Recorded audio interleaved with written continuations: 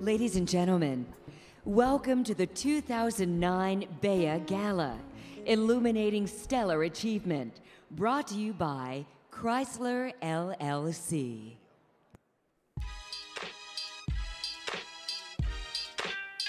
This is me. How do you improve a work of art? Put your own signature on it. Chrysler 300. Come and take a ride with me. A perfect canvas for the artist inside you. Chrysler 300. This is me. Here is Chrysler's Director of Talent Management, Global Diversity and Leadership Development, Lisa Wicker.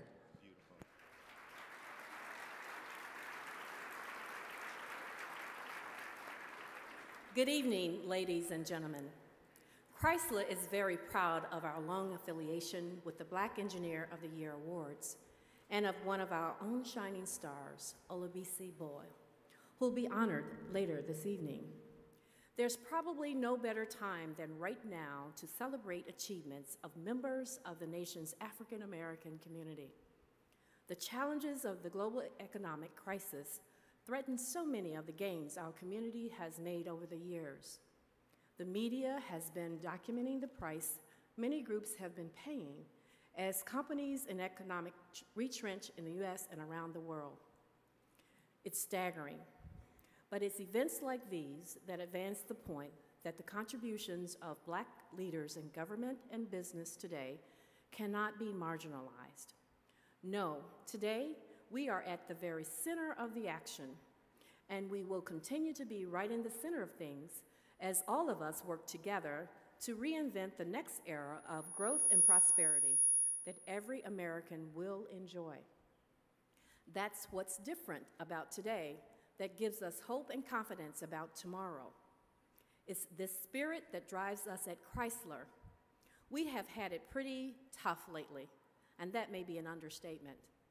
But what drives us is a fundamental belief in the spirit and abilities of our people, all of our beautifully diverse people, and in our core values, to respect and empower our people and to know and serve our customers. Values keep you focused. Values inspire effort. Values, my friends, are indestructible. So tonight, it's very fitting that we come together to express how much we value the achievements of African American engineers, those who are among the doers, the creators, the problem solvers in our world. Let's seek inspiration in their great deeds. Let's rejoice in the eager eyes of the students with us tonight. And then let's join hands and build a brighter future for ourselves, our families, and our companies, and our country. Thank you for listening.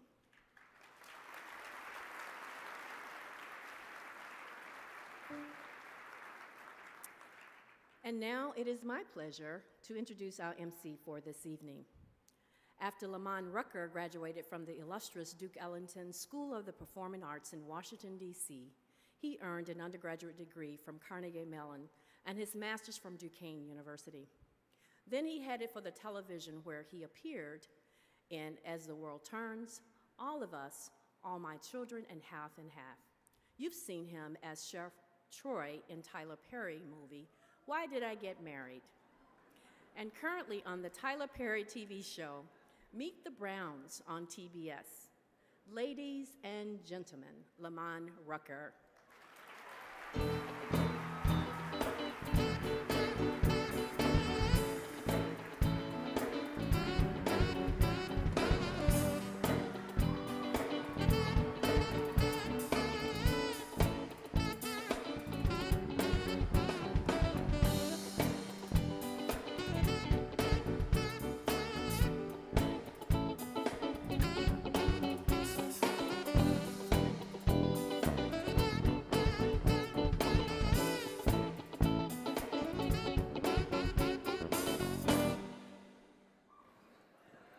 Let's scoot this up a little bit. Good evening, everybody.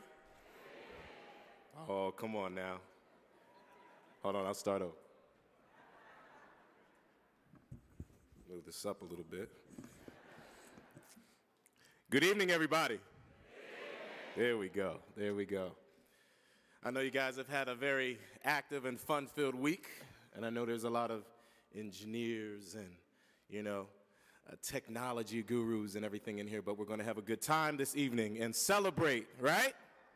All right, so we'll loosen our collars up just a little bit. All right. Doesn't get any better than this, that's for sure.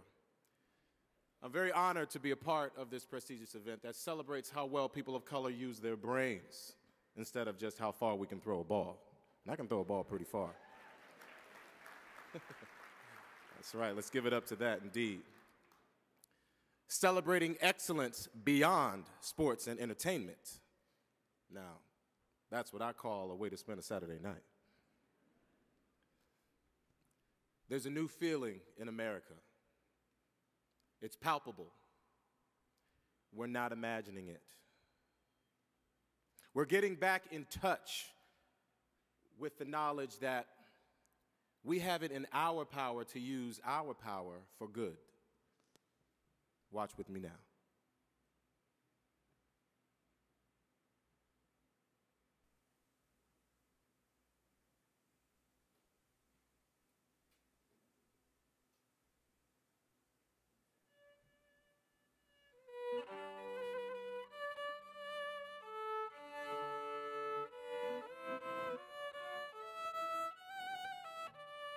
America is beginning a new chapter, the new American Renaissance. While keeping our nation secure remains a priority, we are also rededicating ourselves to moving from the darkness and restoring the light.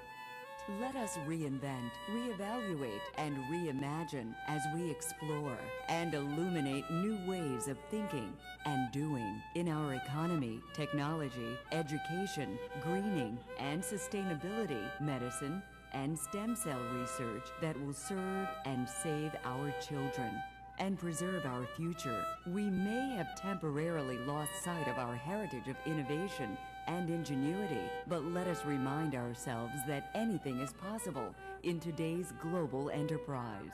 Shining the beacon on our path are our stars, accomplished men and women in science, technology, engineering, and mathematics, who, in making their way, continue to forge new footprints for future generations to follow. The charge for each of us to ask ourselves, what is our company's commitment and our individual contribution to this process?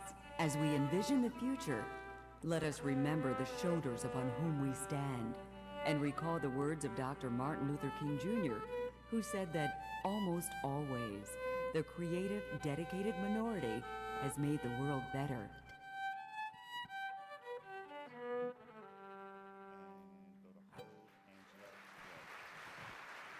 Lockheed Martin Corporation's chairman, president, and CEO, Robert Stevens, has graced our stage and conference for more than a decade. His clarity of purpose and perspective on diversity come from having traveled an exceptional career path. Under his leadership, Linda Gooden was appointed to a position that made her perhaps the most influential African-American woman in the aerospace industry. Ladies and gentlemen, our BEA STEM Conference host, Robert Stevens.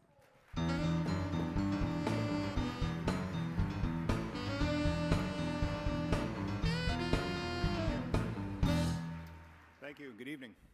I'm very excited by what I see here tonight and by what I see happening across our country today. America has awakened to a new renaissance and has reaffirmed the value diversity brings to our future. Imagine the possibilities that exist in this one room alone. The accomplished minds in science, technology, education, mathematics, and business. Imagine further the limitless potential in bright young minds just emerging throughout our nation. And what better time to reach out for this potential than this time of great global uncertainty? While we know the tasks ahead will be filled with difficulty and challenge, we also know that nothing has ever defeated our American spirit, and nothing will. I'm proud that Lockheed Martin has been at the forefront of creating an environment that provides opportunity, recognizes potential, and celebrates achievement. And I pledge to you that we'll continue to be leaders in this mission. Earlier this morning, the Bea Dean's Power Breakfast took place. This event was attended by the Council of Engineering Deans from historic black colleges and universities and many other distinguished guests. It provided the opportunity to recognize outstanding, accomplished members of the science, technology, engineering, and mathematics community, and to present them with their much-deserved awards. Last evening, the Bea Award for Military Achievement was also presented to Leo Brooks. Now, we would like to honor them all tonight in your presence and ask them to gather on stage. When you hear your name, please join me and remain on stage for a group photo. Ladies and gentlemen, please welcome our Special Recognition Award recipients. From EMC Corporation, honoree Glenn Arnold.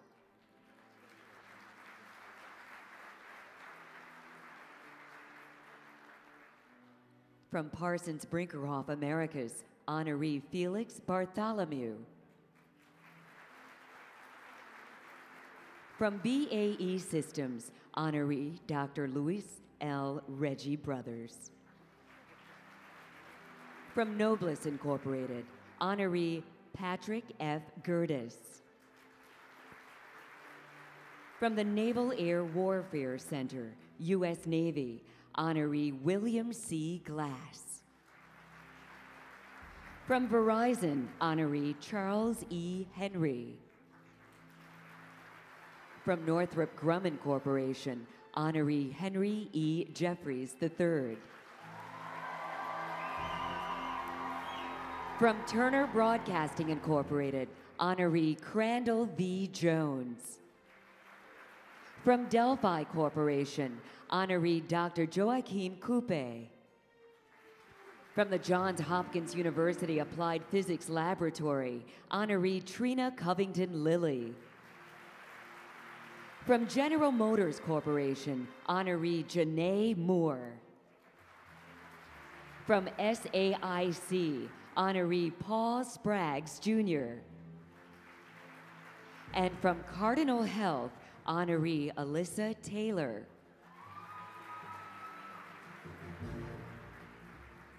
Now please welcome, from the U.S. Naval Academy, Bea Student Leadership Award recipient, Midshipman Jordan Blake. From the University of Illinois at Urbana-Champaign, Bea Student Leadership Award recipient, Ryan Clark. From Northrop Grumman Corporation, Bea Gem Student Leadership Award recipient, Dr. Jabbar Miller.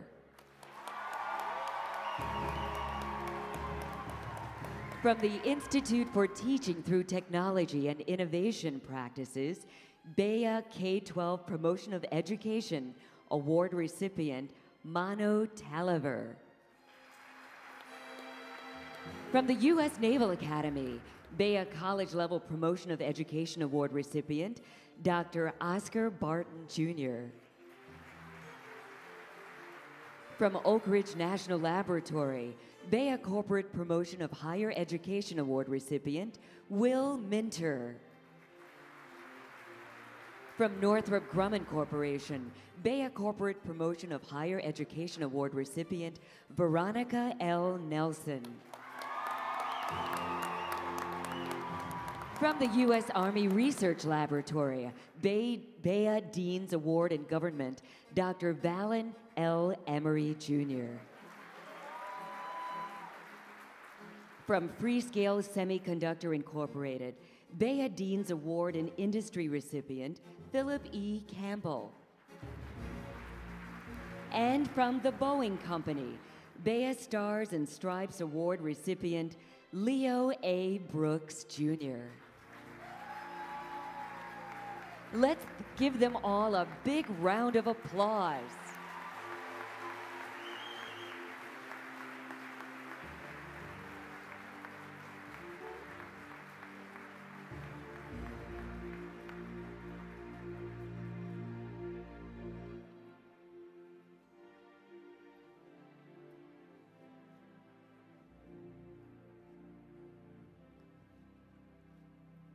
Thank you all very much. And let me introduce Mr. Robin Stevens.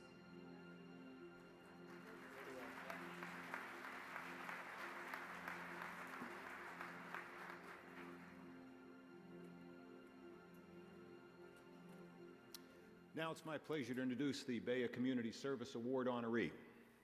There are those special people who see a need and feel compelled to do something about it. Nikki Boone is that kind of person. As a tutor, she's helped countless students gain deeper understanding. As a speaker, she spreads the word about careers in science, technology, engineering, and mathematics.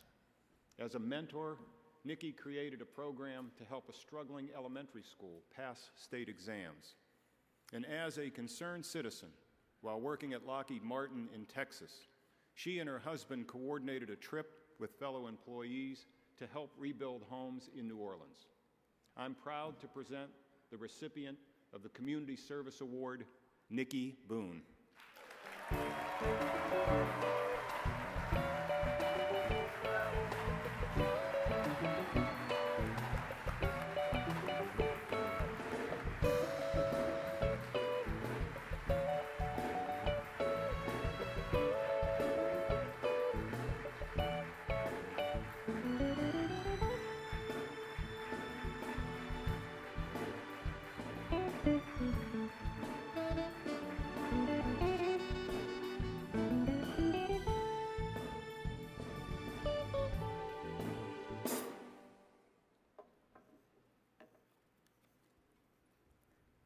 Everyone has God-given talents. By sharing ours with our youth, we can instill a sense of value and determination and help them thrive. Our nation will be stronger for it. During my childhood, I recall the spirit of service and generosity that my parents showed others. They supported a few church youth that had some family issues by arranging various outings to show them love and invest in their well-being. Seeing them help others and my Christian upbringing shaped me into the woman I am today. I learned that I'm more than an engineer, I'm a humanitarian. Thank you.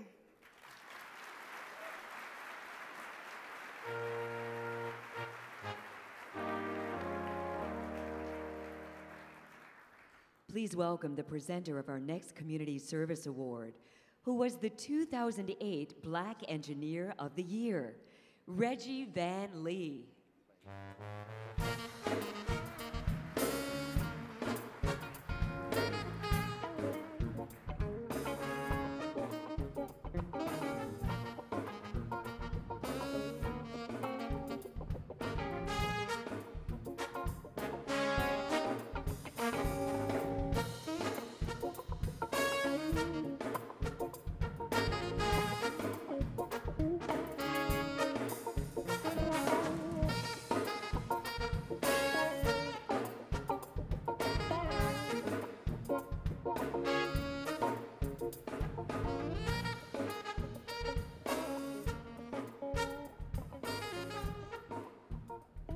Please welcome Lamon Rucker.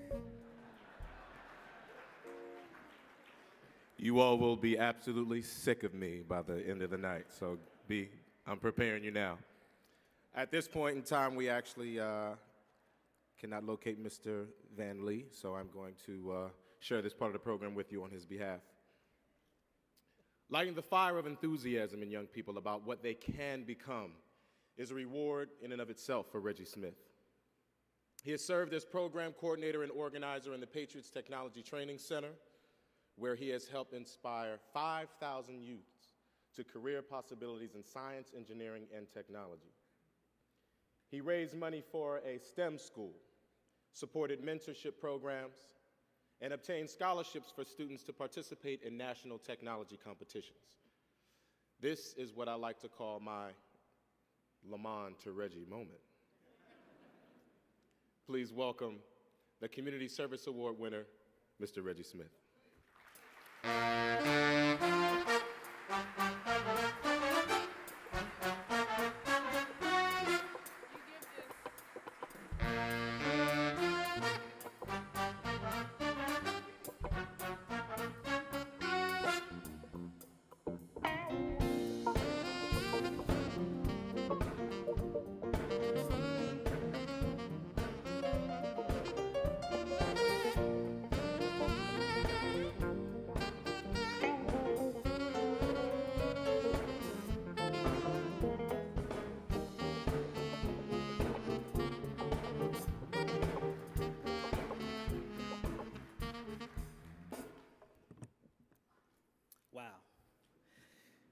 receiving this award for supporting the United States Distance Learning Association, Patriots Training Technology Center, New Hope Academy, and many others would not be possible without the unwavering support of Booz Allen Hamilton. It has allowed me to invest and expand the environment of change for society's greater good, connecting people to opportunities locally, nationally, and internationally. We must not look upon serving others as someone else's problem. It's our privilege. Starting now, let's take back our communities and renew our sense of pride in them, because an individual's worth is measured by a collective reflection. Thank you.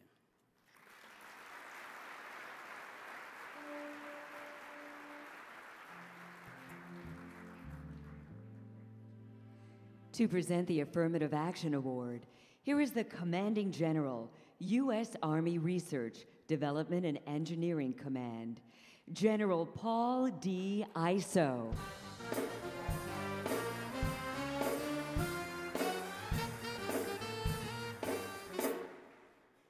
Well, it is certainly an honor to be here this evening.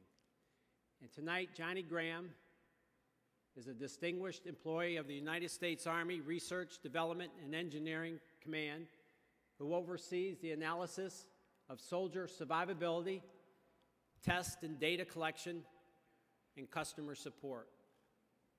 He is a role model who instills in young black men a work ethic and direction to reach lifelong goals. He teaches, he mentors, and he coaches. He touches the lives of young people with dedication and commitment. He is a public service leader in the truest sense of the term. So now please welcome the recipient of the 2009 Affirmative Action Award, Mr. Johnny Graham.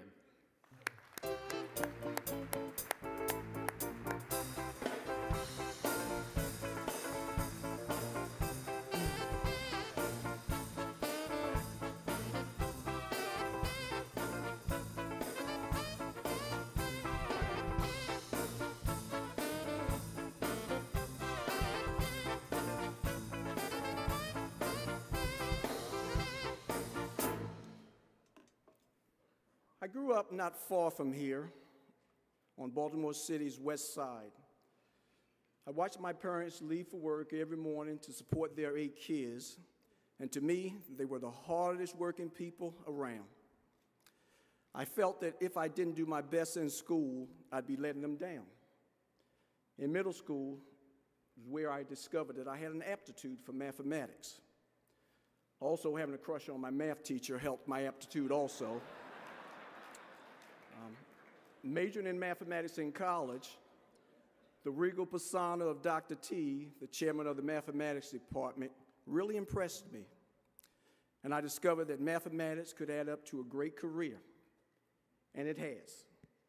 I want to thank Mom and Dad, thank the Army Material Systems Analysis Activity, and thank the Army Research Development and Engineering Command.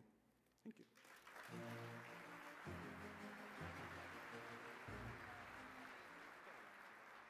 Presenting the Affirmative Action Supplier Diversity Award is the Commander of the U.S. Second Fleet, U.S. Navy, Vice Admiral Mel Williams, Jr.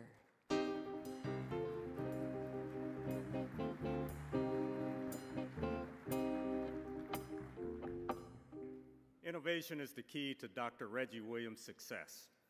As technical lead of an engineering team with 65 projects and $20 million in contracts, he is an expert in high-speed propulsion and science and technology development. Reggie holds 2 patents and is among the few engineers recognized for their work on design and development of the Joint Strike Fighter lift fan nozzle. He mentors undergraduate summer interns and heads our Naval Air Systems Command diversity team. I'm proud to present the recipient of the Affirmative Action Supplier Diversity Award, to Dr. Reggie Williams.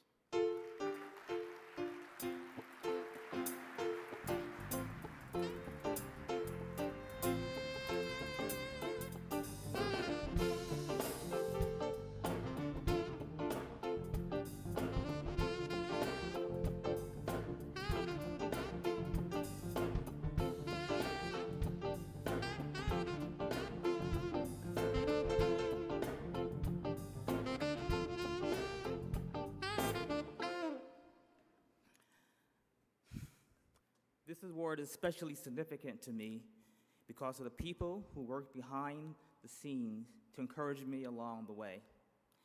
My engineering career didn't start off so smoothly. I had a vision of what I wanted to do, but did not have the tools to make it happen. That's when others stepped in with the mentoring and opportunities that helped me along the way and foster my growth. My hope is that we all reach out and extend a hand and spend some time with those who are struggling or need that extra pat on the back. Change is truly up to us. Thank you, and God bless you.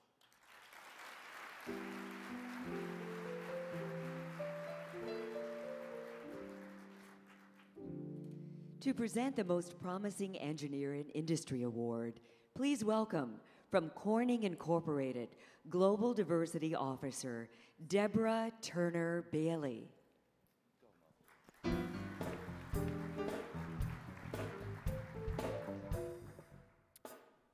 Mulawork Garamu's promise was always apparent in her undergraduate research and as an internship with us.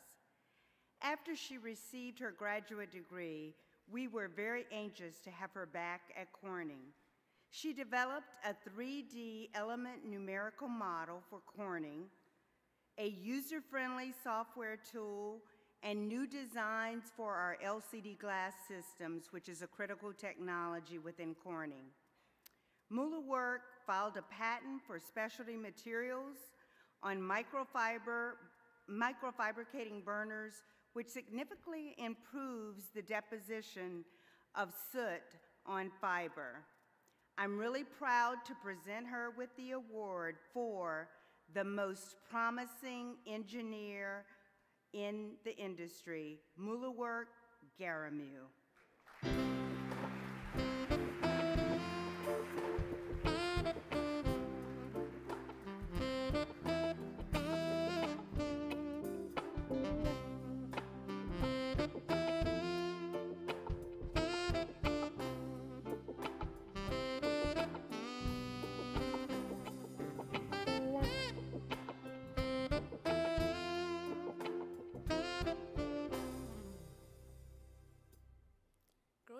In a society where certain professions are reserved for men only, it was my dream to break those barriers and join the few female engineers around me.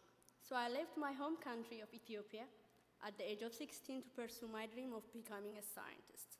Since then, I have received multiple fellowships, awards, and scholarships that have validated my decision to pursue a technical career. But of course, nothing of this magnitude. What makes this honor most special to me is that the nomination was initiated by my manager and colleagues. I'm truly honored and humbled to be the recipient of this award. Thank you.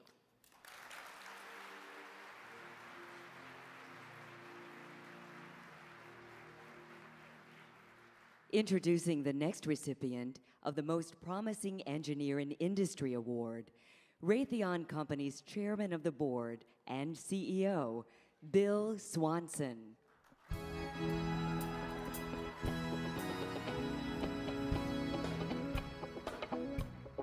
It is a distinct honor to present BEA's Most Promising Engineer Award to a graduate of Raytheon's prestigious Leadership Development Program. A member of our Integrated Defense Systems team, her contributions have already ranged from early assignments and analysis of microelectronic and electronic assemblies to responsibility for a $12 million budget as a program engineer on an important radar program. She is now on special assignment to the Vice President of IDS Engineering. In 2007, she was also selected for the IDS President's Culture Initiative. For all these reasons and many more, I'm proud to present Baya's Most Promising Engineer Award to Elena Tyler.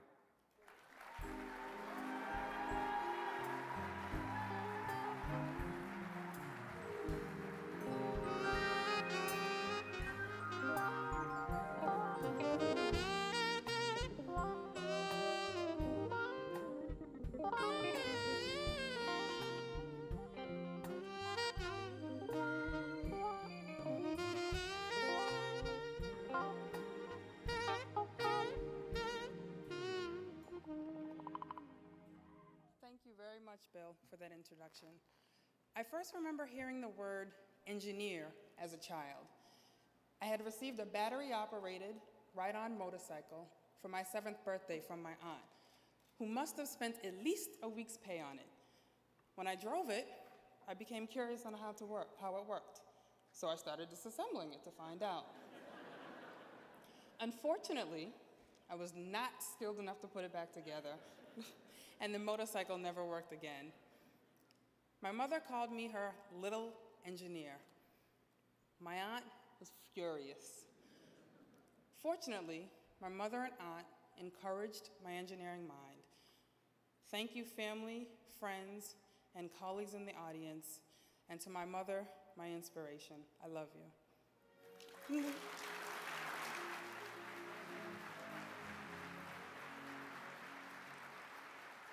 To present the Most Promising Engineer in Government Award, let's welcome Vice Chief of Staff of the U.S. Air Force, Commander, Air Force Materiel Command, General Lester Lyles. Thank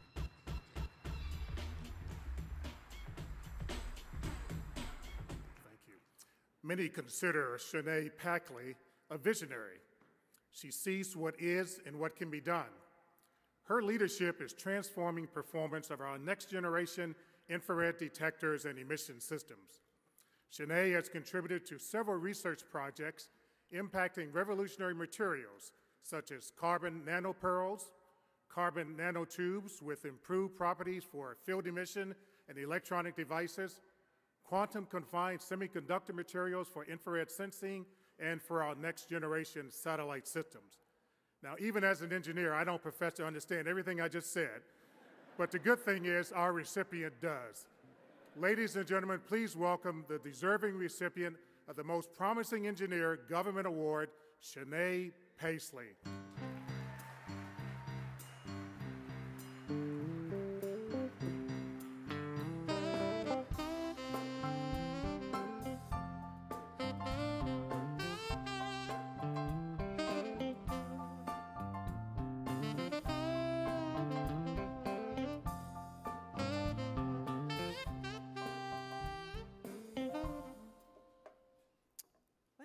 Good evening. Thank you. From age 7, I knew I wanted to go to college and make my family proud. When I got to junior high, my middle school math teacher, Mrs. Jones, introduced me to a pre-college program called Right Step that gives students hands-on experience in engineering and science in 4 consecutive summers at Wright State University. I didn't want to write the essay to get me in, but she knew this was a great opportunity, so she told me I was going to write the essay, like it or not. After entering the program, I knew engineering was what I wanted to do, and I never turned back. And I want to thank God for introducing Ms. Jones in my life, my husband and my family, my colleagues, and Baya. Thank you.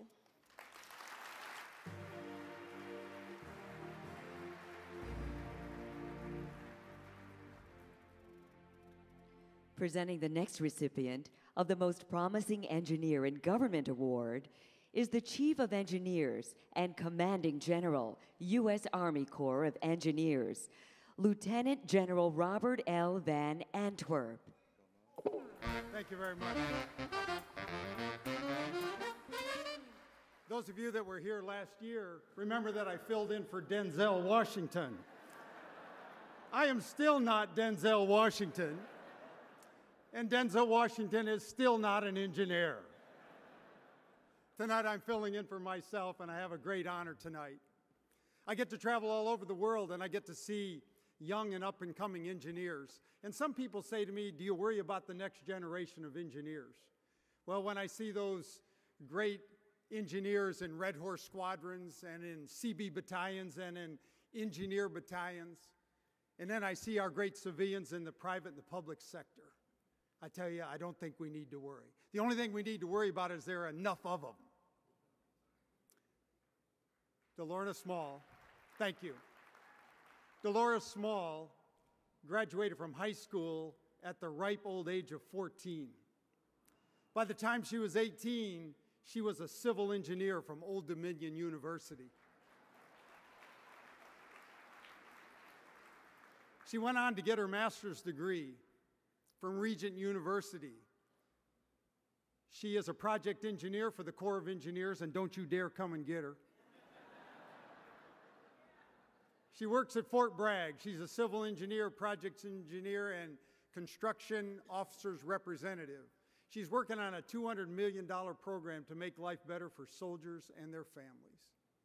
It's a great honor for me to present to you Delorna Small, I would say the LeBron James with a high school degree and a college degree at 18 when she came into the league, Delorna Small.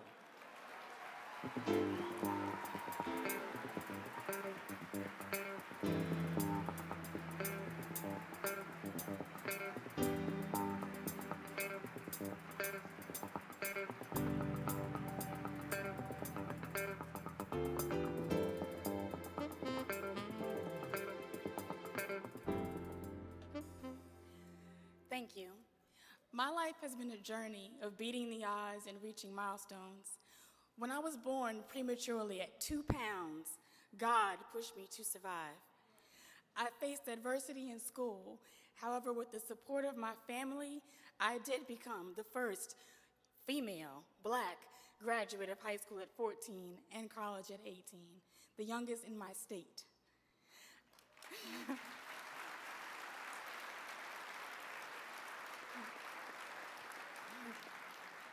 Thank you. I am now blessed with my father in the audience, his knack of science and mechanics, and my mother's strength and tenacity, and am now proud to serve the U.S. Army Corps of Engineers as a civil engineer, an MBA graduate, MS pursuant, and future PE. I'm also a woman of impeccable integrity and character and strength. God has blessed me with people who support me and believe in me, and He has given me the talent, the opportunity, and the humility to be an example of success. Thank you. I'm honored for this award.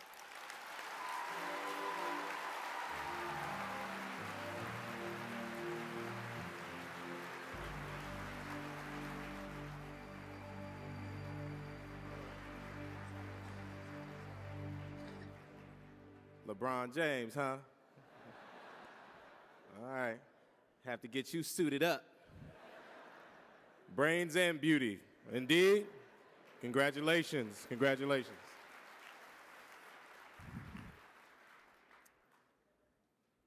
Survival is such a powerful force and one that can never, ever be underestimated. As the song lyrics remind us, ain't no mountain high enough, ain't no mountain low enough, ain't no river wide enough, ain't no valley low enough. Should I make up some more words?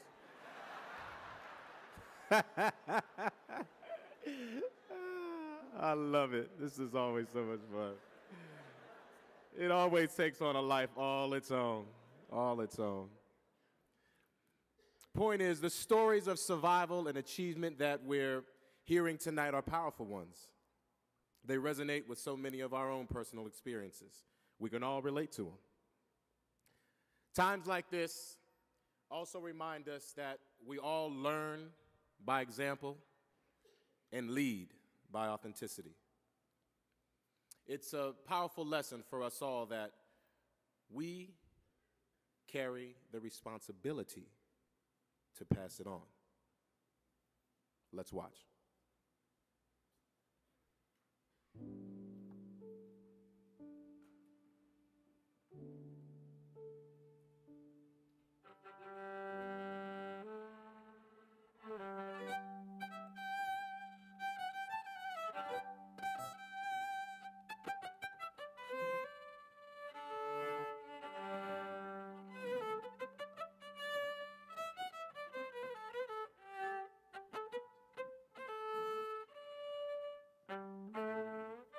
The imperative of the Black Engineer of the Year Awards is to make increasing numbers of people, from our corporate executives and military leaders to our nation's months old.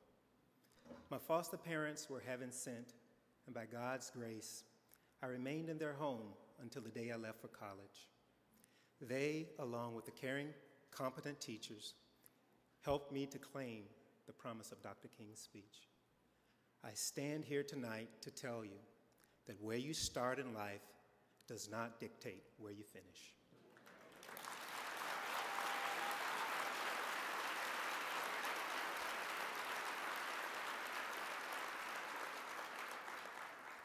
Praise God.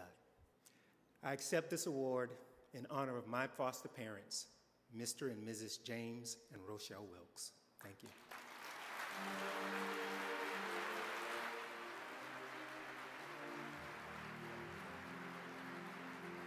Here to present Professional Achievement in Government Award is the Associate Director of the NASA Glenn Research Center, Vernon Bill Wessel.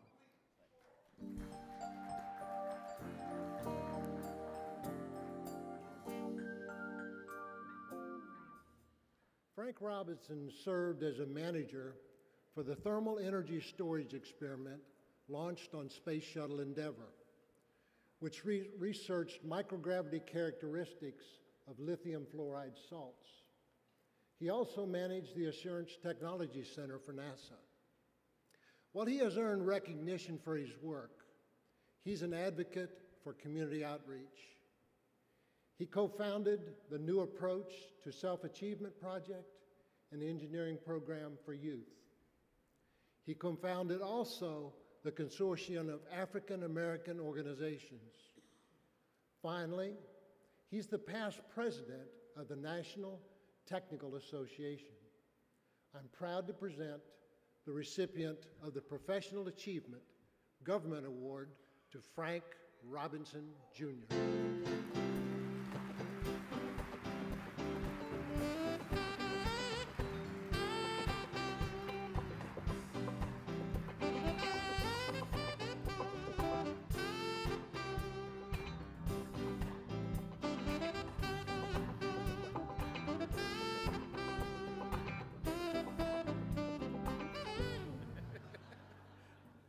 Thank you. Throughout my life, I have always been fascinated with how things work and why. Why don't oil and water mix? What powers the space shuttle? These are questions that created the drive in me to learn.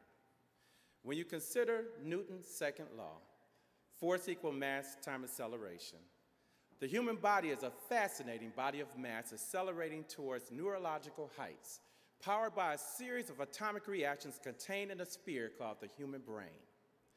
We are all blessed to have these neurological atomic reactors, and we are all only limited by the challenges that we choose to partake. But we as engineers say, bring it on.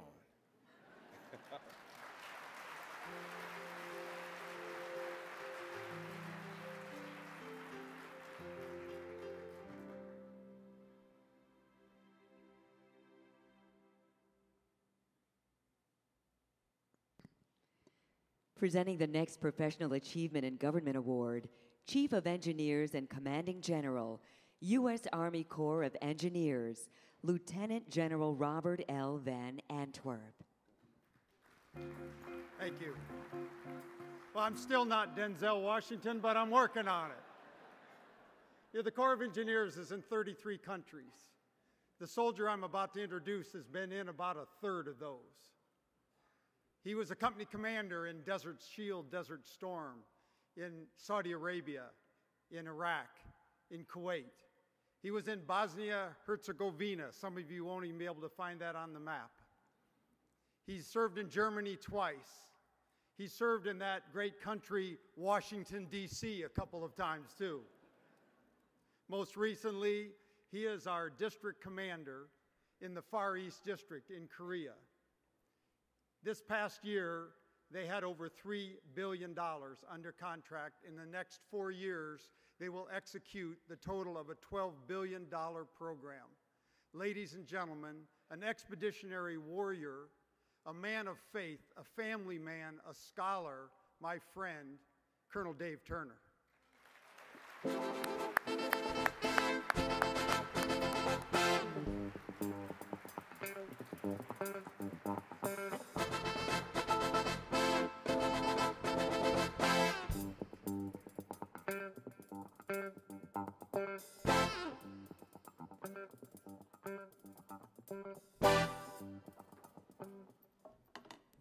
Who? All right, I got some Army brothers in here. Thank you. It is indeed an honor, and I'm most humble, and I want to thank God for his many blessings. I grew up in a neighborhood where very few kids went to college or even left home. My original dream was to become a Marine Corps fighter pilot, but I did not pass my eye exam. It was my aviation science professor who instilled in me the confidence to pursue a technical degree.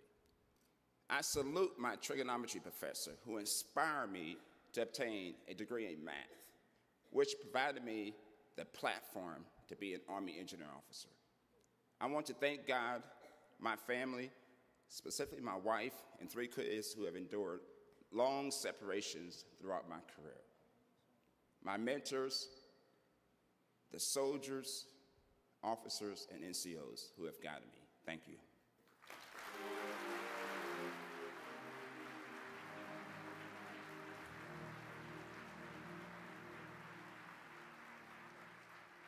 Presenting our Professional Achievement in Industry Award is the President and CEO of the MITRE Corporation, Alfred Grasso.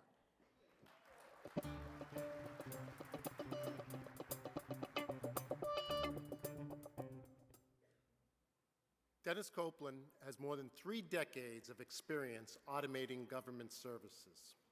Among his many accomplishments, he provided technical support for the world's largest automated biometric system that collects fingerprints and digital images of more than 80 million visitors to the United States. He developed the architecture for the New York City Social Services Extranet and accurate decision-making systems for claims at the Social Security Administration. During his career, he has also provided internships to many minority students who became technologists. Please welcome the recipient of the Professional Achievement Award in Industry, Dennis Copeland.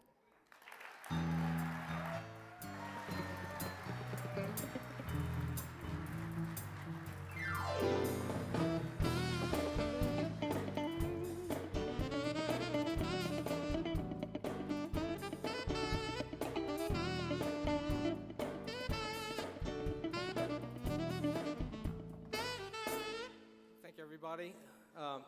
I grew up in the public housing projects in Harlem and in the South Bronx. I spent my tween and teen years doing the hard, hot work on the family farm in Southside, Virginia in the summer. On a high school trip to IBM on New York's Madison Avenue, I saw miraculous things happening in a glass room. Punch cards were sorting themselves, tape drives were spinning by themselves. There must have been hundreds of blinking lights on control panels, and people in suits and lab coats scurrying around. That's when I knew that I wanted to be part of what we now know is the information technology revolution. I thank my company, my family, and everybody that's supported me over the years. Thank you.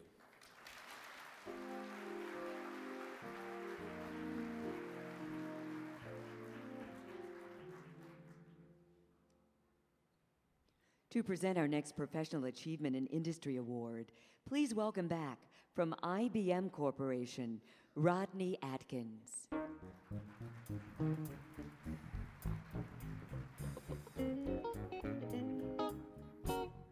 From delivery to end-to-end technical support of IBM Systems product line, to launching IBM Blue Gene, which was one of the world's fastest supercomputers, Dr. Colin Paris has exemplified technology leadership throughout his career.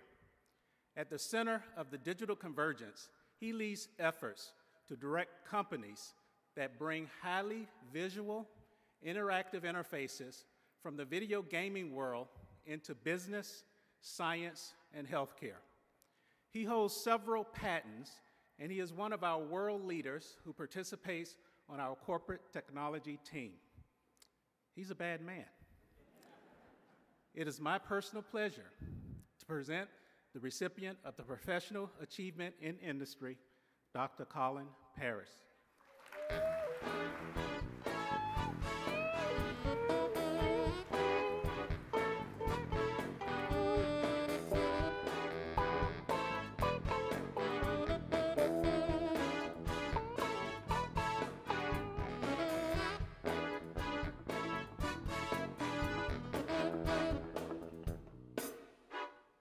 Good evening. I grew up in the Caribbean island of Trinidad, and in high school I actively majored in the 3 S's: sun, scenery, and sports. Through this haze, I noticed that my parents, though both well qualified, continued studying and advancing their learning. One day I asked them a sensible question: why do you continue this pain? They said their educational experience was just the start of their beautiful journey, one which could not be diminished by age, social change, or physical location. Years later, I grasped that insight as I, too, found the innovative content and indomitable spirit of the engineering discipline. And now I am on my beautiful journey. Thank you.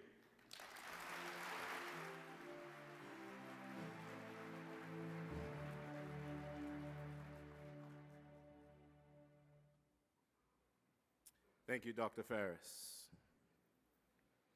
Representing the Caribbean. Respect. Sweet, sweet TNT. Yeah.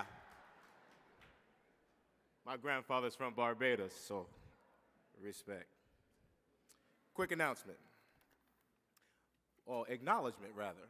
On behalf of BEA, I'd like to take this moment to recognize Bill Granville and the Granville Academy, and all our pre-college program participants who are here. Woo-hoo! That's right. So, you're the future. You ready?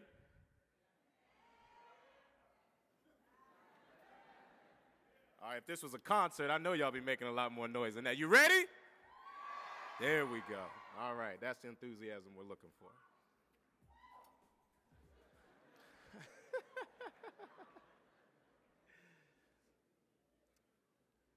Ladies and gentlemen, we are beings without limits, works in progress.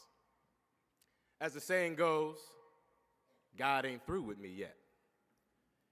We just have to look around and keep reminding ourselves of just that.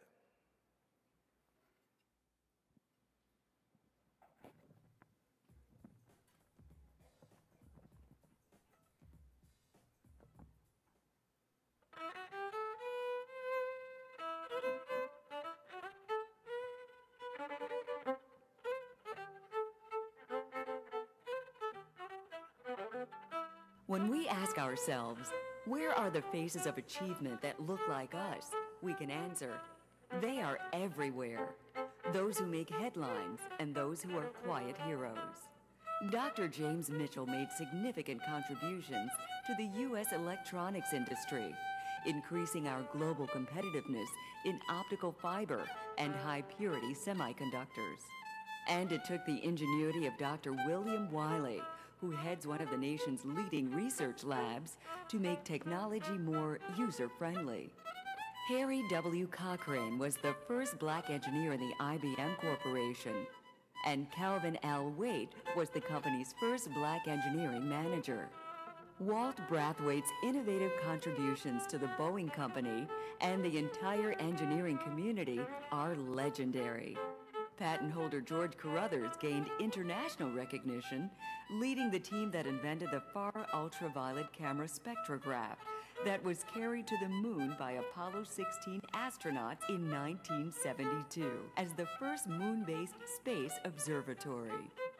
Lieutenant General Albert J. Edmonds directed the Defense Information Systems Agency, providing command, control, communications, computer and intelligence support to the nation's warfighters. Art Johnson rode out merger after merger and continued to stay at the helm as one of the key players in defense communications at Lockheed Martin, ultimately in charge of a division of more than 8,000 people. Lieutenant General Joe N. Ballard was named commander of the U.S. Army Corps of Engineers by President Bill Clinton. Paul Caldwell Jr. was chairman and manager of Mobil Producing Nigeria. And Dr. Mark Dean led the development of the IBM PC that transformed the way we live and work in our digital age.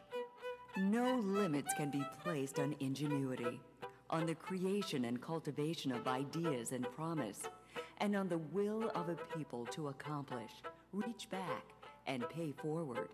Everyone needs wishes and dreams, because the bridge you build between them and reality is your life.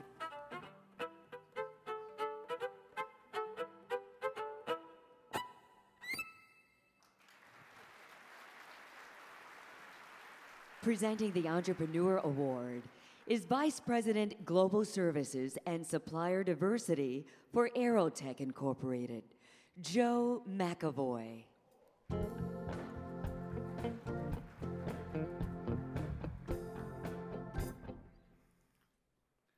Ken Banks has proven that a good idea and perseverance are enough. Over the past 28 years, Banks Contracting has grown from a three-man shop to a multi-million-dollar construction and development enterprise. Today, in partnership with other companies, his organization serves the region's largest projects. These include a $600 million clinical building to be completed at Johns Hopkins Hospital, a $100 million physical education complex at Coppin State University, and this hotel that we're standing in. He was recently named the City of Baltimore's Minority Developer of the Year. The recipient of the Entrepreneur Award, Kenneth Banks.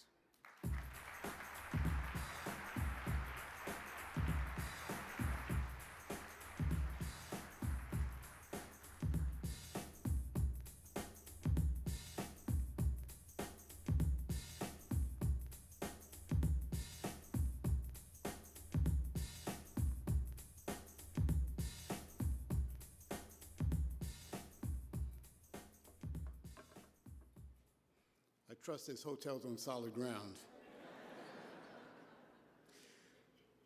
I grew up living in the projects in a dysfunctional home with an alcoholic father. My teachers didn't think I would amount to anything and didn't mind telling me so. Despite those things, or perhaps because of them, I somehow remained focused in school. I also found that I could run faster than most humans and received a full athletic scholarship to Adelphi University. It was there that I realized that I had an entrepreneurial spirit. Now, after 29 years in business, that spirit still burns within me. It means so much to me that you are recognizing me for this award. Thank you so much.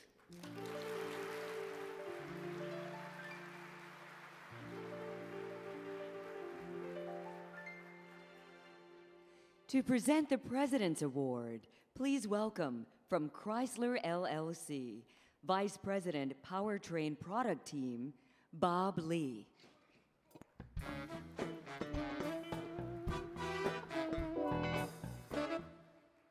Good evening. Olabisi Boyle's ability to simultaneously inspire those around her and lead change makes her a highly valued member of the Chrysler Executive Leadership Team. Equipped with an innate determination and degrees in physics, industrial, and mechanical engineering, this native New Yorker not only has accomplished a seasoned leader of engineering professionals, but an outstanding role model for young African-American engineers everywhere. This is a proud moment for Olabisi, her family, and the entire Chrysler leadership team. Please join me in congratulating the recipient of the 2009 President's Award, Olabisi Boyle.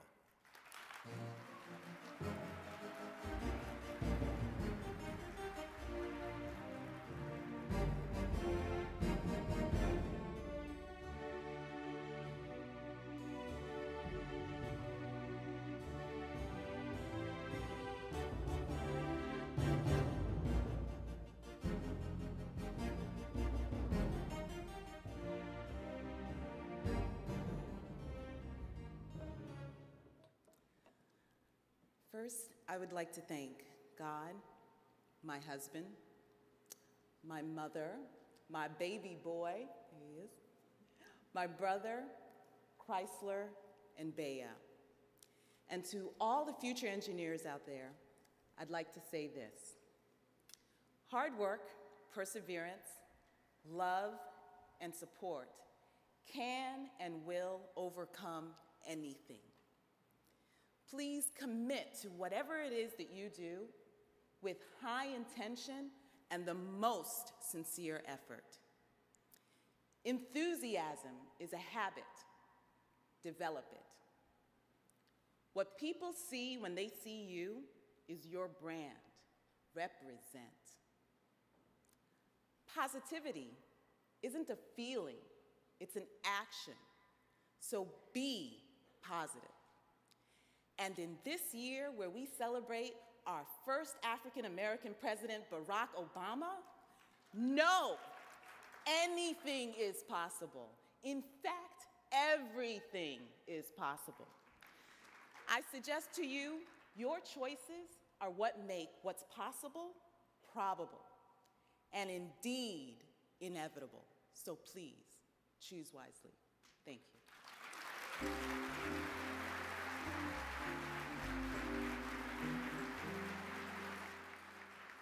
To introduce our next President's Award, here is former Chief of Naval Operations and current Vice Chairman of General Dynamics, Jay Johnson.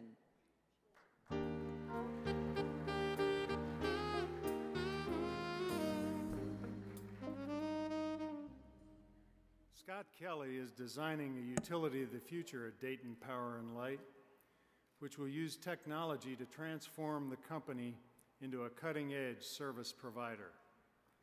This initiative will provide customers with the tools to become smarter energy users, thus enabling them to better manage their costs, which are important today. It also significantly invests in distribution and transmission infrastructure upgrades in order to provide electricity more efficiently. During his 14 years at Dayton Power and Light, Scott has held key management positions in customer service, engineering, business development, and operations. I'm proud to present this President's Award to Scott Kelly.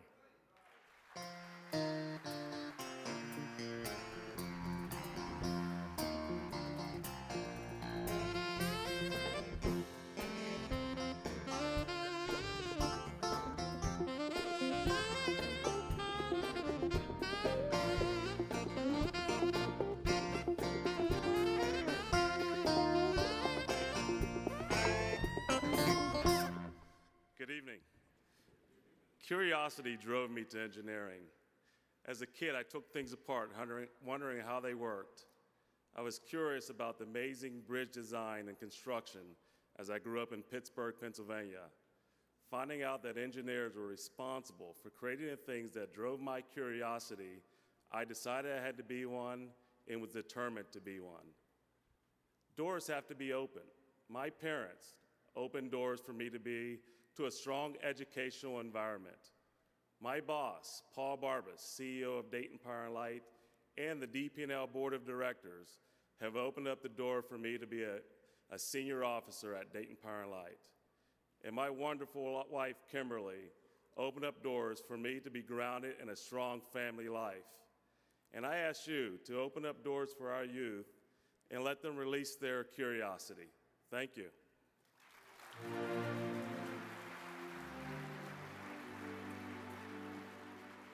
To present the Pioneer Award, here is the President and CEO of Baltimore Gas and Electric Company and Senior Vice President of Constellation Energy, Kenneth W. DeFontes. Good evening. As Baltimore Gas and Electric's first African-American female executive, Jeanette Mills has proven herself to be a true trailblazer.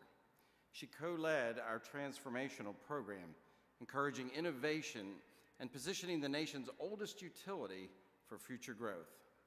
She implemented the consolidation and process redesign of our new business, creating and executing initiatives that addressed an aging workforce, customer expectations, and information technology challenges. Now she leads a major operating division. We also named Jeanette to our parent company, Constellation Energy's Diversity Council. It is a special personal honor to welcome the recipient of the Pioneer Award, Jeanette Mills.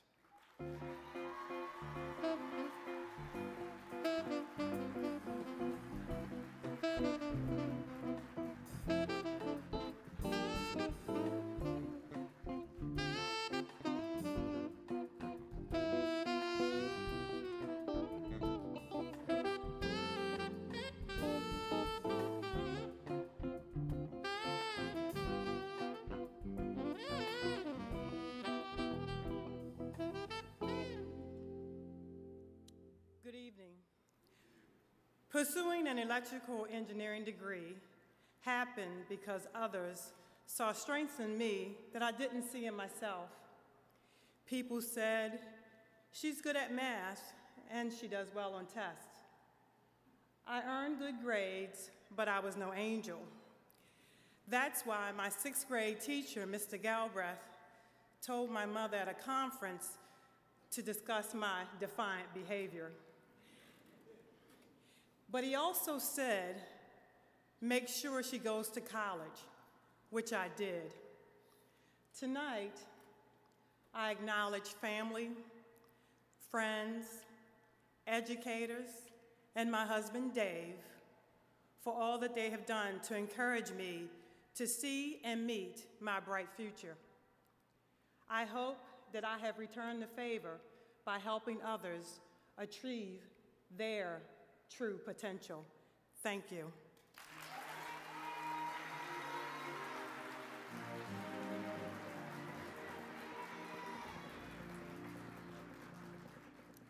Jeanette Mills is right. We all have potential. We just have to think what's possible. In fact, I'll let you in on a little secret. There's actually no such word as impossible. It's just that somebody forgot to put in the apostrophe. You see, when you put the apostrophe in between the I and the M, it then reads what it's supposed to say. I'm possible. See for yourselves.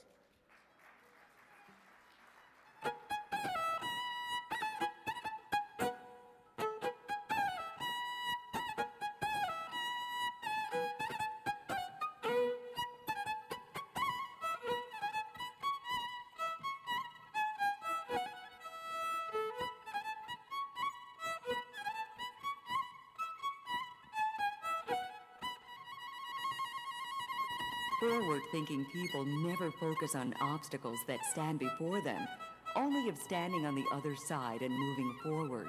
They think of themselves not as victims, but as victors. People like theoretical physicist Dr. Shirley Ann Jackson, who became the first black member and then the first chair of the U.S. Nuclear Regulator Commission. And Rodney O'Neill, who, as executive vice president of Delphi Automotive Systems, a world leader in automotive components, likely had a hand in the safety, thermal, and electrical operation of your car.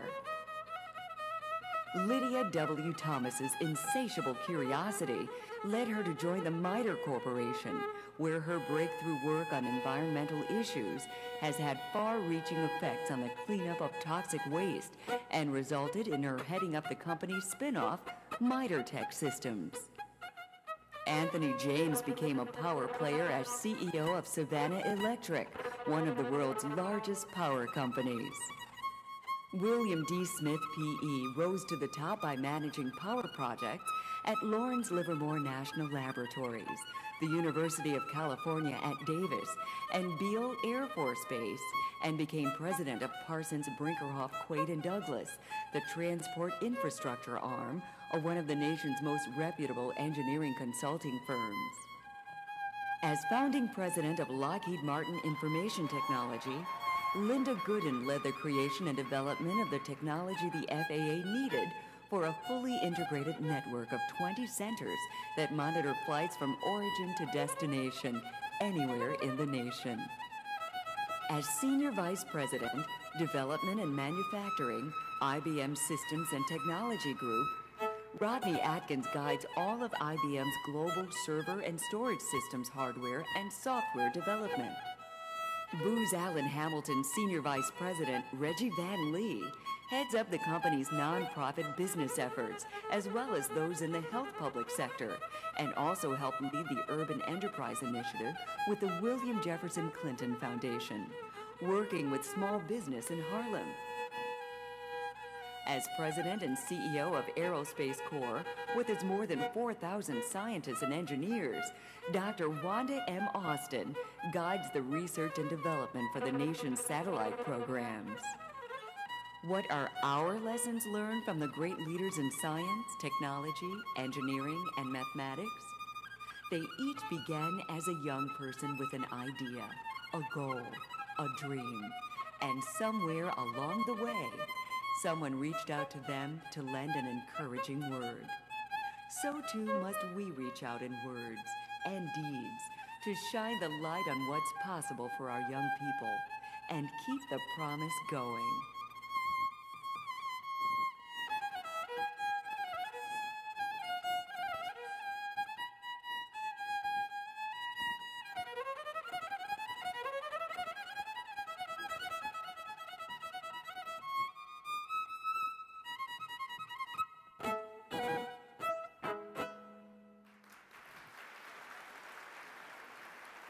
Taught him everything he knows. Taught him everything he knows. To present the Career Achievement in Government, please welcome the U.S. Navy's Chief of Naval Operations, Admiral Gary Ruffhead.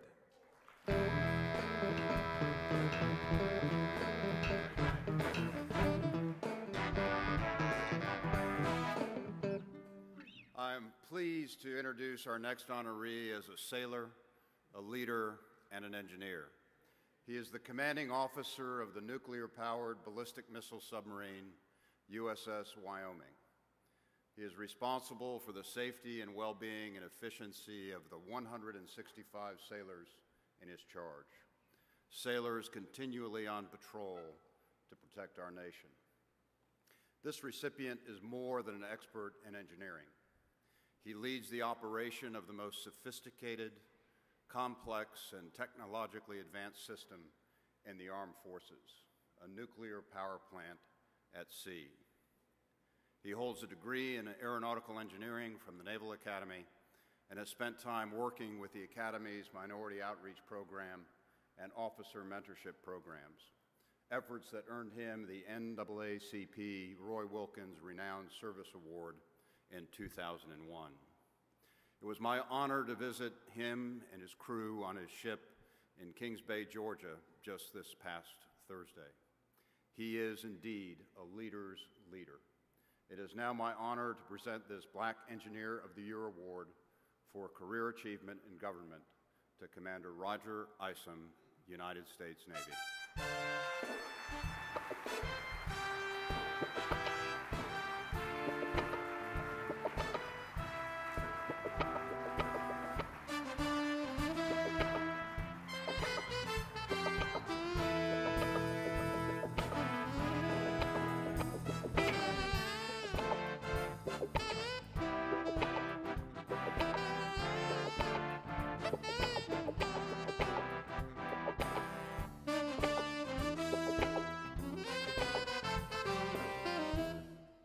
Thank you, Admiral. My outstanding crew of the Wyoming proudly send their greetings as they prepare for our next patrol. My dad was a carpenter and my mom was a maid. When I was in the 6th grade, she brought home a used encyclopedia, volume S, from work. I read it and became fascinated with space travel and science. I wanted to be an engineer and an astronaut. My parents and my community encouraged me to pursue academic excellence. I enlisted in the Navy and became the first sibling to graduate college and was commissioned as a naval officer. I decided to become a submariner instead of an astronaut, and I am forever grateful that Mom brought home that S encyclopedia, and grateful to my parents, my soulmate Lisa, my children Roger and Brittany, the Navy, and submariners like the Centennial 7 who have inspired me. May God bless them for their inspiration, and may God bless America.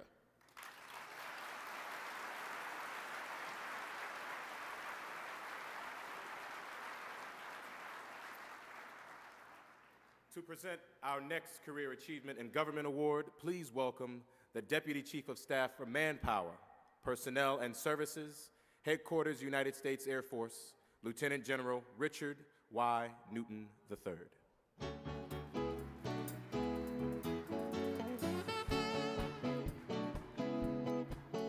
Good evening. Lloyd Richard was the first African-American engineering branch chief of the Air Force Research Laboratory Munitions Directorate. He pioneered advances in computing and artificial intelligence that led to the establishment of the NSF Center for High Performance Reconfigurable Computing and commercializing Pattern Master, a product that models data instantaneously. Currently, Lloyd is responsible for a tech development portfolio that ranges from a micro-weapons, robots, to a massive 15-ton weapons, which is near and dear to this bomber pilot's heart, I can tell you that. He executed $150 million in program budgets over the past 3 years.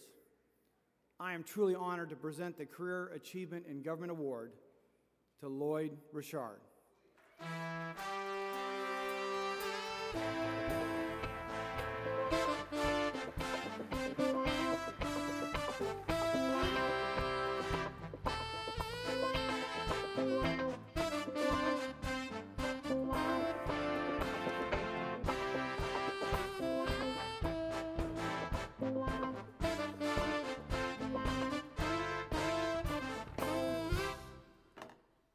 First of all, kiss my lovely wife. Oh, really? Though my single mom only completed 8th grade, she instilled in us that education means choices. Times were tough. We had no indoor bathroom until I was in the 6th grade. My grandfather, aunts, and uncles modeled hard work. They were well respected in the community. In middle school, my math teacher saw my potential and placed me in an advanced math group. Unfortunately, in high school, my counselor, who knew we couldn't afford college, told me to go to trade school. But I heard Florida A&M University had expanded its scholarships. They accepted me. So don't always listen to your counselor. Thank you all.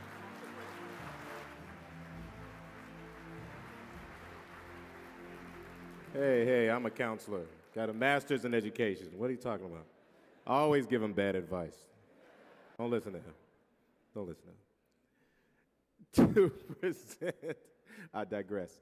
To present the Career Achievement in Industry Award, here is Chief Technology Officer and Senior Vice President, Engineering, Operations, and Technology for the Boeing Company, Dr. John Tracy.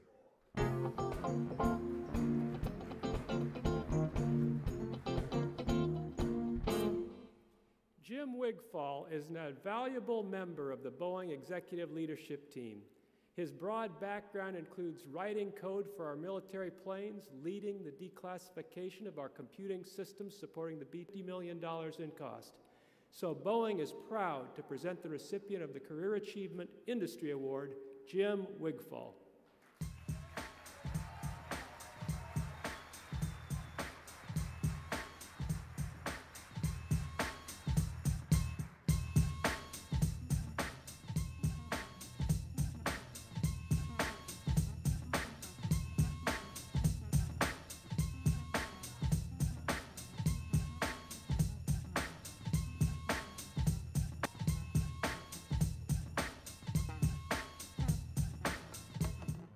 Good evening. Growing up as a military dependent, I lived among different cultures. When my father retired, I went to high school in the South, which brought on its own challenges. Among them, my Caucasian algebra teacher told me I should be in a basic math class because I didn't have an academic bone in my body. When I told my mom, she said I was crazy to believe that. I'd always been a good student, and I absolutely was not going to leave that class. I later earned my bachelor's degree in math from the Citadel. Thank you, Mom, for being the wind in my sails.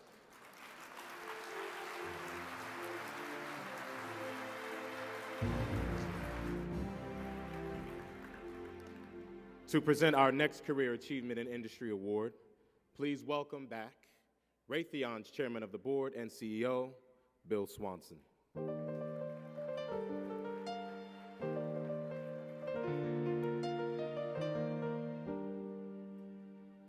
I'm honored to present BEA's Career Achievement Award to a Raytheon leader who has contributed enormously to the success of our customers and to the growth of our network-centric systems business. As NCS Vice President of Contracts, he's established a diverse team to meet international needs, contributing to higher efficiency and outstanding win rates. He's also chaired NCS's People Engagement Council, launching 3 initiatives to benefit thousands of engineers and other employees.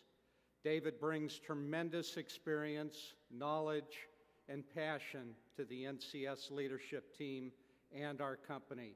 It gives me great pleasure to present BEA's Career Achievement Award to a friend, David Wilkins.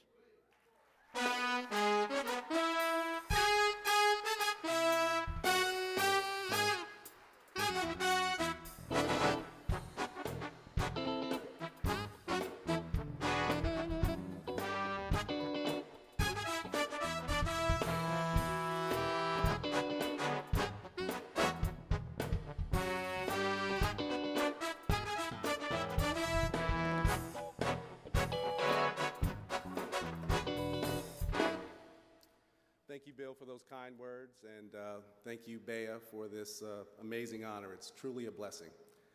I could spend probably the rest of the program talking about the mentors, teachers, and coaches that have helped put me on this stage today, but I only have a minute and a half, so I'm going to just highlight 2 of them. My father was in the Army Corps of Engineers, one of its few black officers at that time. Watching him, I became fascinated with how things worked. Unfortunately, I was a young boy when he passed away, and our family circumstances changed dramatically. From then on, I grew up in a rough Brooklyn neighborhood where education was not valued. Survival was. Fortunately, my elementary school principal, a retired astronaut who ran a rocket science club, rekindled my passion for science. He paid for my rocket because I couldn't afford it. I joined, became president of the science club, and I've been involved in aerospace and technology ever since. I'd like to thank my lovely parents who supported me through my entire career, my mentors, who I hope I can live up to their legacy, and most importantly to my beautiful wife and my son, who are my true inspiration, Terry and Brandon. Thank you.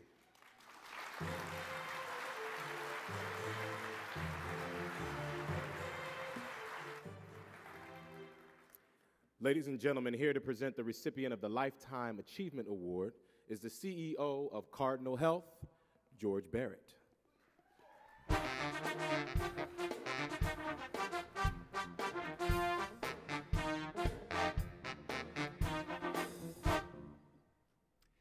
David Anderson leads Cardinal Health's $6 billion hospital supply distribution business, which serves approximately 90% of all hospitals in the U.S. He has also played key roles in sales and marketing, strategic intelligence, and more.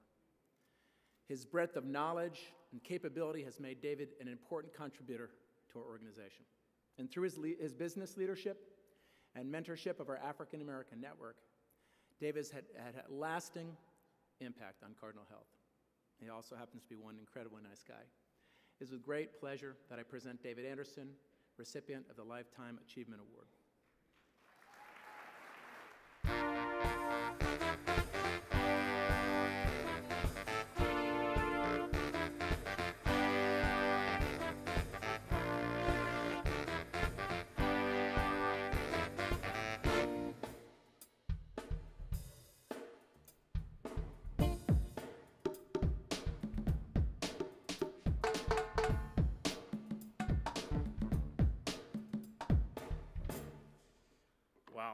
In the words of my kids, this is ginormous. Thank you. Throughout my life, I have been blessed with many mentors and many heroes. Many of them are professional relationships that I've had. Some are my most coveted personal relationship, like the one I've enjoyed with my mother, my superhero. The value that they've instilled in me in their own way over the course of the years is the principle of always giving more than you get and always leaving more than you take. I stand here very humble, sincerely thankful to Bea and to my cohorts within Cardinal Health who nominated me for this award. I'm also humble and thankful to the icons whose shoulders I stand on tonight in receiving this award. Thank you.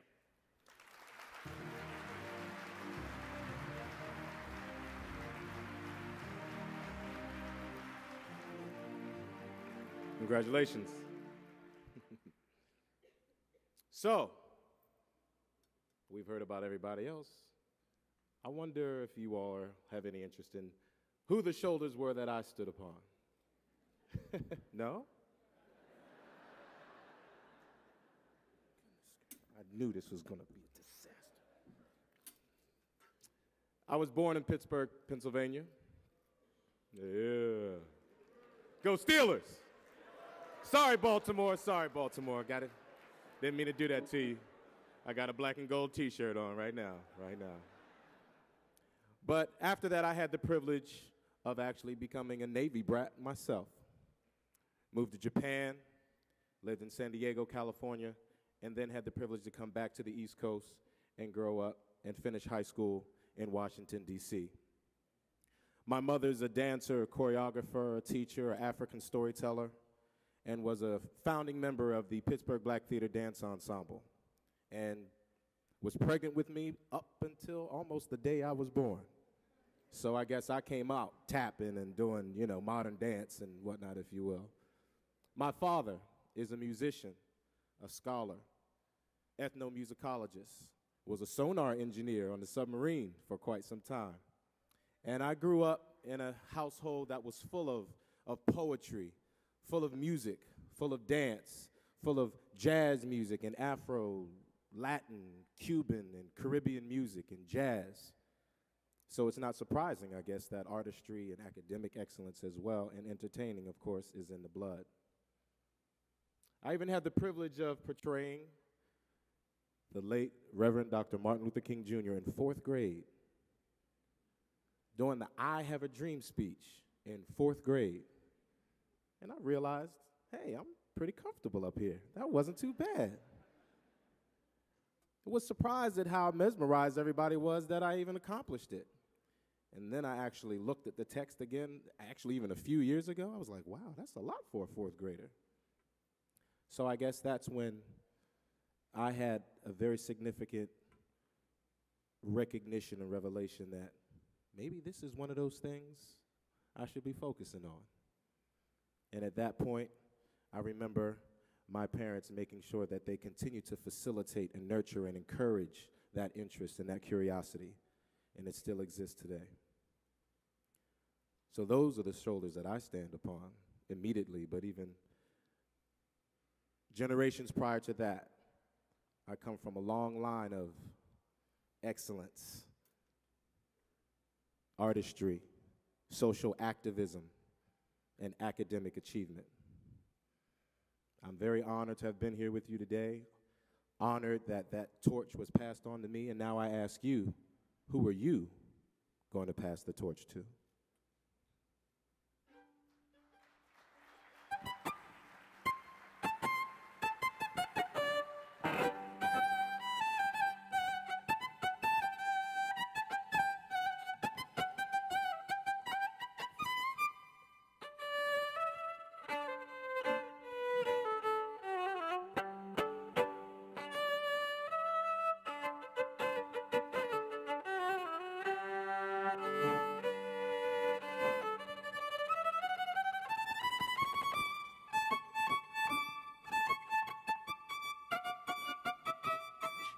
Who keeps the dream?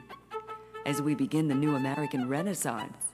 Leading enlightened change, we know that excellence is expected and failure is not an option. So let us ask ourselves, upon whose shoulders will our achievers of tomorrow stand? It is up to each of us. Look across from you, next to you. As scientists, technologists, engineers, mathematicians, and business leaders, we are their shoulders.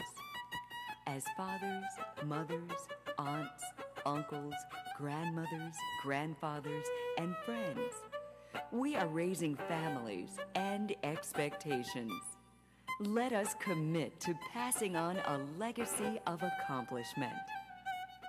Because now, when young children ask themselves what they want to be when they grow up, they can answer astronaut, scientist, engineer, inventor, general, admiral, and even President of the United States.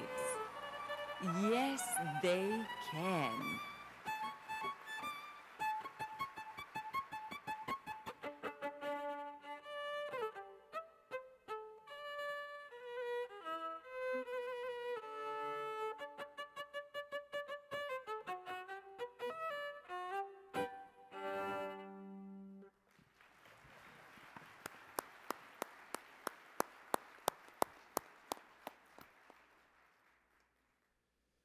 Well, ladies and gentlemen, I would like to, first of all, take responsibility and offer my apologies for dropping the ball a little bit on Mr. Reggie Van Lee not being available. I actually made sure that he was tied up so that I could come out here and get as much camera time as possible. You know, they teamed up and got him untied, and he's here with us now. Please join me in welcoming Black Engineer of the Year last year, Mr. Reggie Van Lee. Thank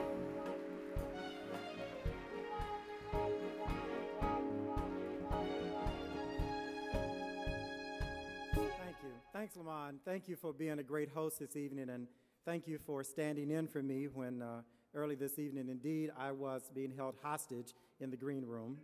But as you can see, I escaped. And if you will indulge me, I would like to represent the Community Service Award to my colleague and to a gentleman who has the best first name in the world, Reggie Smith.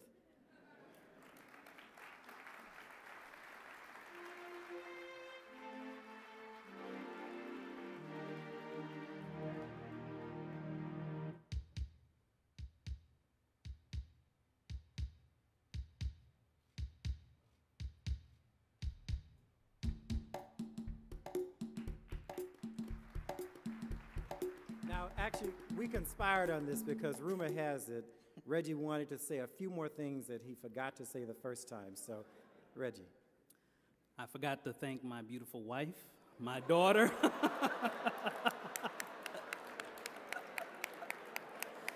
So, thank my wife, daughter, mother, father, and brother. Thank you.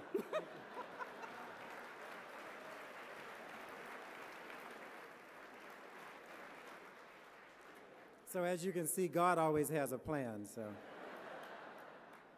tonight, as I get ready to pass the proverbial torch to our 2009 Black Engineer of the Year, I can't help but reflect on what it's meant to me.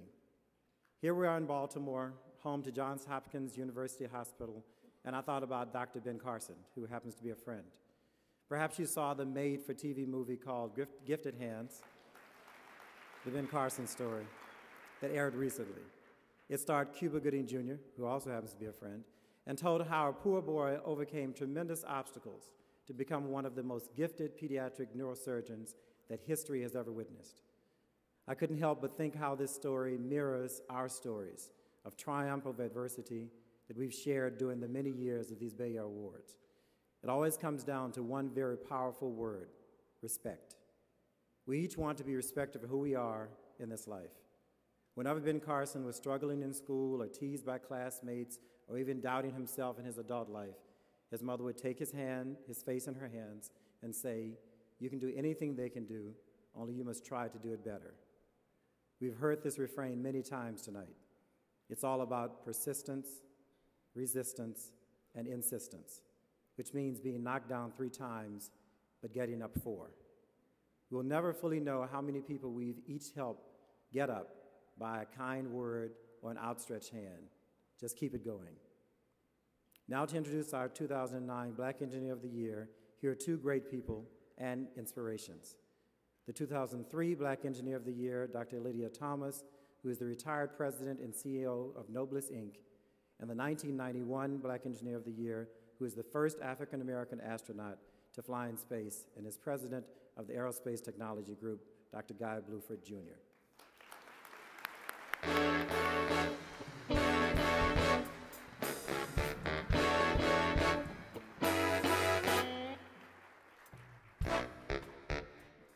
Wow, it's really great to be here. As a teen, Dr. Wanda Austin's love of math kept her on track, despite being one of only a few females and blacks attending the Bronx High School of Science. Her determination has been a cornerstone of her success. She went on to earn a BS in mathematics from Franklin and Marshall College, an MS in systems engineering and mathematics from the University of Pittsburgh, and a PhD in systems and engineering from the University of Southern California. After rising through the ranks of the Aerospace Corporation since joining the company in 1979, Wanda was named its president and CEO in January of 2008. As head of a firm with 4,000 engineers and scientists and a budget of $850 million, she presides over the development of the nation's satellite programs. Ladies and gentlemen, it is indeed our honor to present the 2009 Black Engineer of the Year, Dr. Wanda Austin.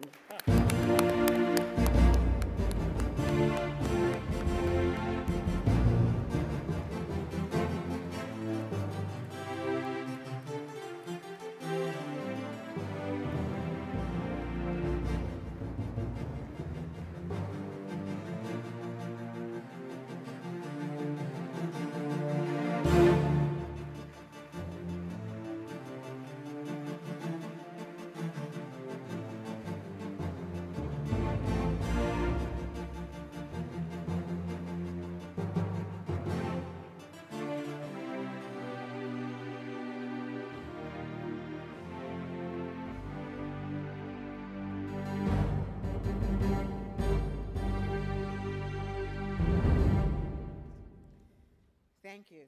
Thank you all. Thank you, Lydia and Guy, for that very generous introduction. I'm humbled and excited to receive this most prestigious award. Who would have thought that a young girl growing up in the projects in New York City would end up here?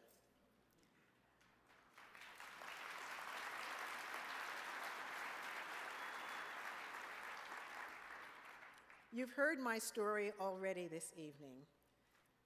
People who survive, people who struggle. And like me, they were lucky that they grew up with supportive parents that were encouraging and told me there were no boundaries to what I could accomplish. And not going to college was never an option for me. My love of mathematics came not because it was easy, but because I had an excellent and compassionate math teacher. I earned my bachelor's degree in mathematics from Franklin and Marshall College. And then I discovered engineering as a result of tutoring engineering students who needed help in math. I went on to earn an advanced degree in both mathematics and systems engineering from the University of Pittsburgh. And that's when I discovered that I could use my interest in applied mathematics to address real-world problems. That's when I became convinced that one person could make a difference. Then I realized engineering would allow me to reach for the moon and beyond, and also learn the earning potential for engineers. So I made it my life's work. Over the years at Aerospace, I took on positions of increasing responsibility. At each level of leadership, I learned that I had to focus on helping people be the best technical contributors that they could be, and at the same time, keep up my own skills, be a positive example, and make a contribution every day. At one point, I had a prophetic conversation with then Aerospace President Eberhard Rechten, who was a wonderful mentor. He encouraged me and inspired me to enroll at USC. For those of you not from the West Coast, that's University of Southern California, not South Carolina. He emphasized the importance of having the credentials which would enable, although not guarantee, inclusion. Receiving my PhD enhanced my career and indeed opened doors for me. As CEO of Aerospace, my vision is to be the chief architect of the nation's national security space programs and a principal technical resource for programs of national significance. I didn't set out to be the best African American female engineer, just to be the best engineer I could be.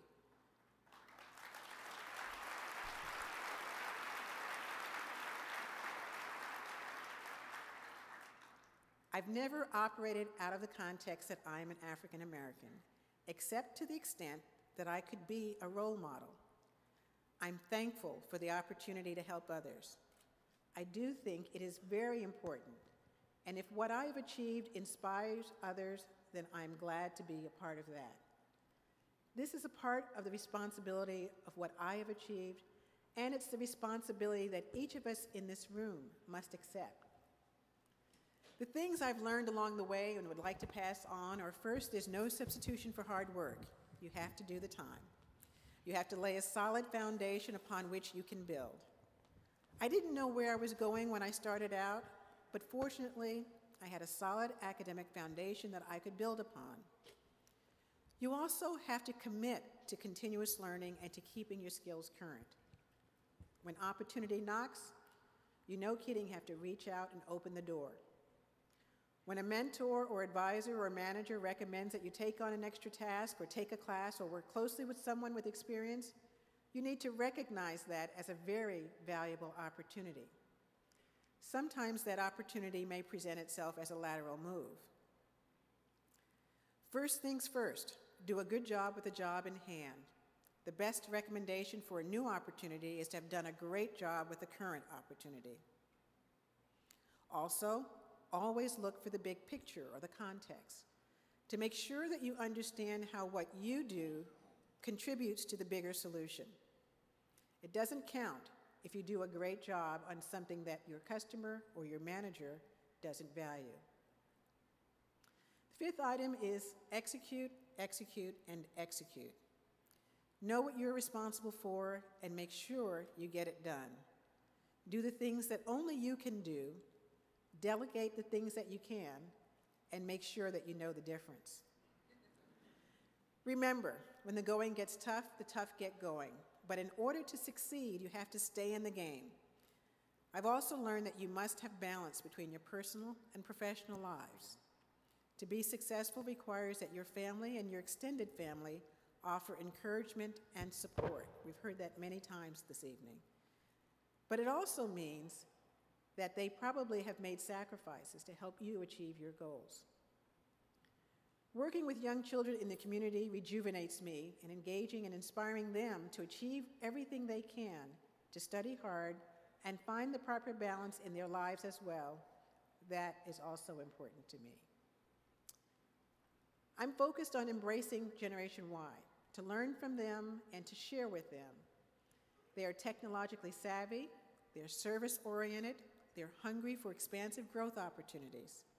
This up-and-coming group embodies vision, values, imagination, and integrity, which are the prerequisites for engineering innovation today. To you students in the audience, I encourage you to think about what inspires and excites you, and then lay out a career path in that direction. If you have the opportunity to get more education, absolutely, go for it. You can't lose with education, especially in math and science, especially if you're interested in engineering. To succeed in life, you need to study and work hard, set goals for yourself, and don't stop until you reach them.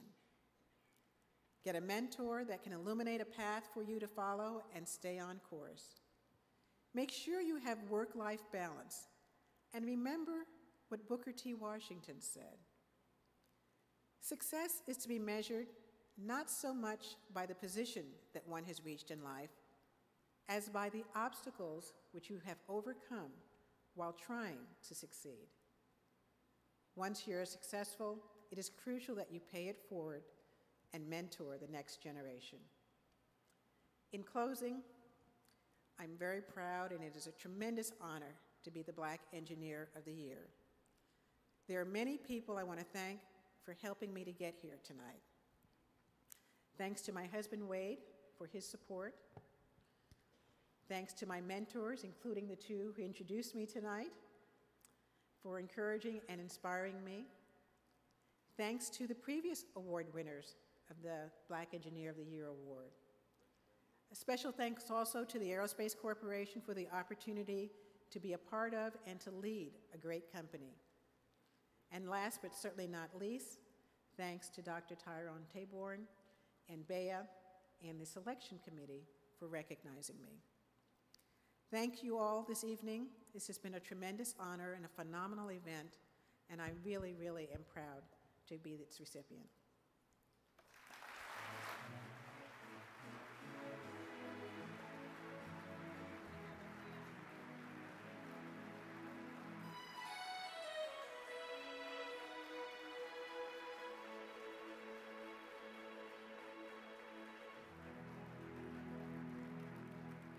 Keep it going. Our 2009 Black Engineer of the Year, Dr. Wanda Austin.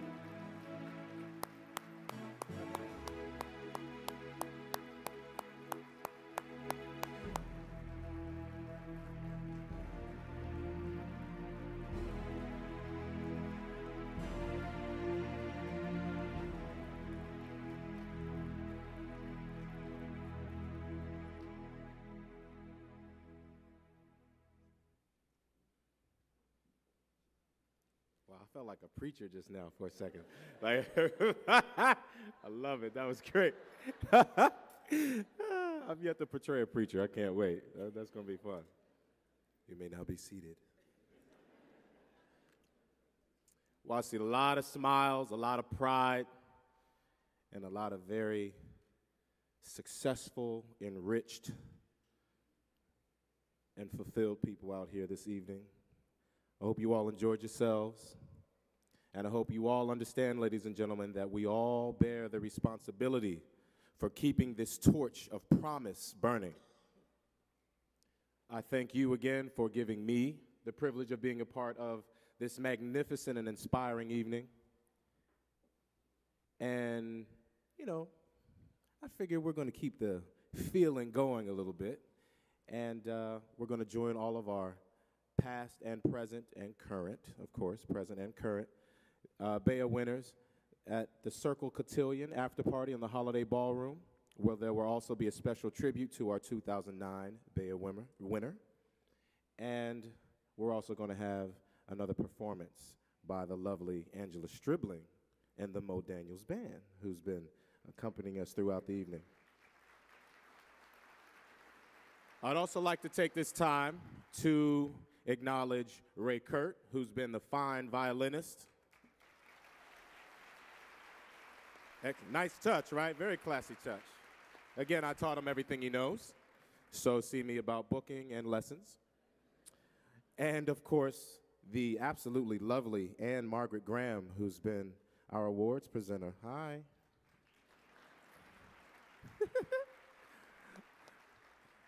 I'm not flirting. I think I met her mom. I'm not flirting, Mom, I swear. I was just, just saying hi. I'd also like to take this time to thank all of you again, but in particular also my friends and family that are here this evening. First and foremost, my beautiful aunt and uncle, Mama Elvira Williams and Baba Dr. Irving Williams, founders of Ahead Incorporated, incredible nonprofit foundation that does outreach work in Africa, so they're here.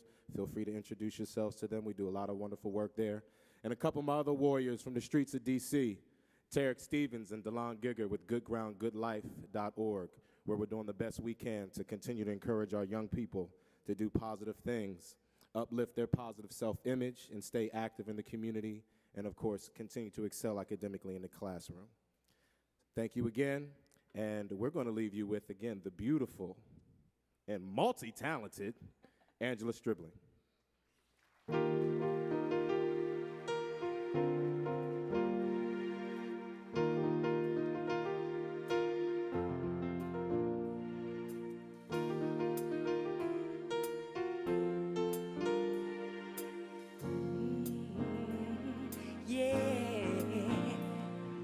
Listen as your day unfolds, challenge what the future holds, try and keep your head up to the sky. Lovers, they may cause you tears, go ahead, release your fears, stand up and be counted, don't be ashamed to cry. You gotta be bad, you gotta be bold, you gotta be wiser, you gotta be hard, you gotta be tough, you gotta be stronger, you gotta be cool, you gotta be calm, you gotta stay together. All I know is love will save the day. Herald what your mother said, reading the books your father read, try and keep your head up in the sky. Others share more different you, some may have more cash than you.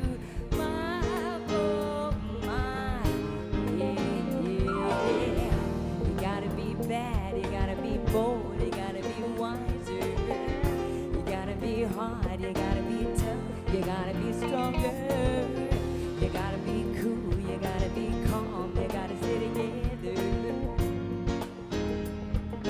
Love will save the day, yeah.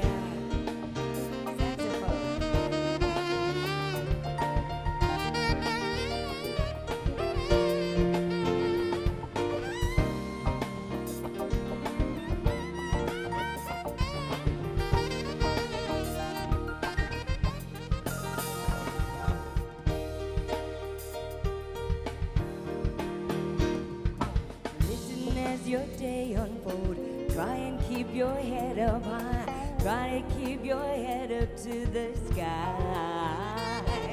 Lovers, they may cause you tears, go ahead, release your fears. My, oh my, yeah, yeah, yeah. You gotta be bad, you gotta be bold, you gotta be wiser, you gotta be hard, you gotta be tough, you gotta be stronger. You gotta be cool, you gotta be calm, you gotta stay together. Love will save the day, yeah, yeah. Love will save the day, yeah, yeah.